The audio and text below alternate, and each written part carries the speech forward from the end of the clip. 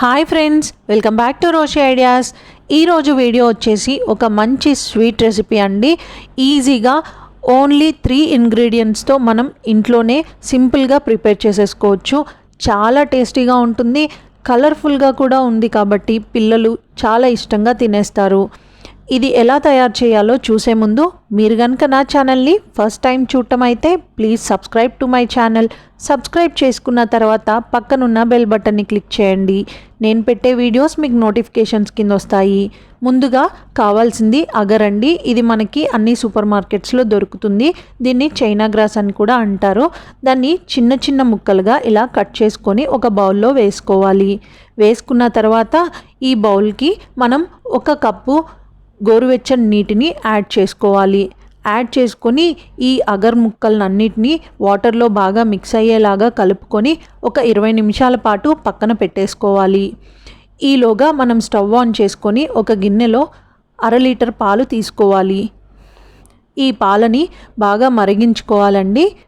3/4 అయ్యేదాకా ఈ పాలని బాగా మరిగించుకోవాలి. మనకి 1/2 లీటర్ పాలకి 10 గ్రాముల అగర్ సరిపోతుంది. ఇలా మరిగేటప్పుడు మనం 100 గ్రాముల పంచదారని తీసుకొని ఈ పాలకి యాడ్ చేసుకోవాలి. కొంచెం స్వీట్ ఎక్కువ కావాలి అనిపిస్తే ఇంకొక 50 గ్రాములు కూడా యాడ్ చేసుకోవచ్చు. ఈ షుగర్ అంతా మెల్ట్ అయ్యేదాకా మనం పాలని తిప్పుతూ మరిగించుకోవాలి. షుగర్ మెల్ట్ అయిపోయిన తర్వాత 3/4 కన్సిస్టెన్సీ పాలు వచ్చినాక మనం స్టవ్ ఆఫ్ చేసుకొని ఈ పాలని చల్లారనివ్వాలి. ఇప్పుడు మనం స్టవ్ ఆన్ చేసి ఇంకొక పాన్ పెట్టుకొని దాంట్లో ఆల్రెడీ మనం వాటర్లో మిక్స్ చేసుకొని పెట్టుకున్న అగర్ ముక్కల్ని వాటర్తో పాటు ఈ పాన్కి యాడ్ చేసుకోవాలి. ఇప్పుడు అగర్ అంతా మెల్ట్ అయిపోయి వాటర్ లాగా ఫామ్ అయిపోతుంది.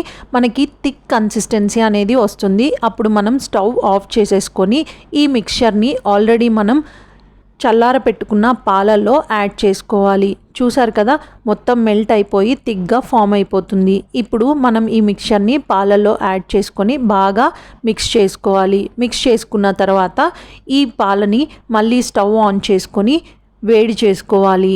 ఎందుకంటే ఈ అగరు పాలనేవి బాగా మిక్స్ అవుతాయి.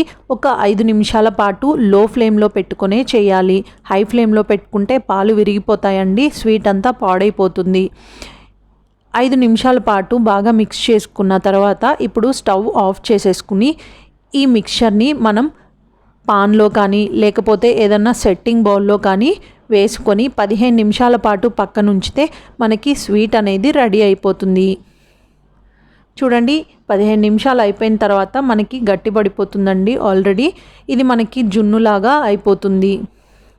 మీ జున్నులాగా తినాలనుకుంటే దీంట్లో కొంచెం మిరియాల పొడి యాడ్ చేసుకోవచ్చు పైన. మీకు ఇంకా టేస్టీగా కావాలి అంటే దీంట్లో వెనిలా ఎసెన్స్ లేకపోతే యాలకుల పొడి ఇవన్నీ యాడ్ చేసుకోవచ్చు ఎక్స్ట్రా టేస్ట్ కోసం.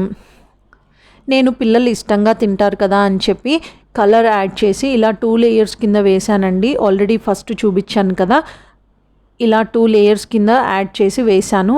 కలర్గా ఉంటే పిల్లలు చాలా బాగా అట్రాక్ట్ అవుతారు కదా ఫుడ్కి, అందుకనే ఇలా చేశాను. దీనిపైన జెమ్స్తో డెకరేట్ చేసుకున్నానండి. మీరు డ్రై ఫ్రూట్స్తో అయినా డెకరేట్ చేసుకోవచ్చు. చాలా బాగుంటుంది స్వీట్. మీరు కూడా ట్రై చేయండి. ఎలా వచ్చిందో నాకు కామెంట్ సెక్షన్లో పెట్టండి. ఈజీగా ఓన్లీ 3 ఇంగ్రీడియంట్స్తోనే మనం ఇది ప్రిపేర్ చేసేసుకోవచ్చు. ఈ వీడియో మీకు నచ్చినట్టయితే లైక్ చేయండి. ఇన్ఫర్మేటివ్ అనిపిస్తే షేర్ చేయండి మీ ఫ్యామిలీ అండ్ ఫ్రెండ్స్కి.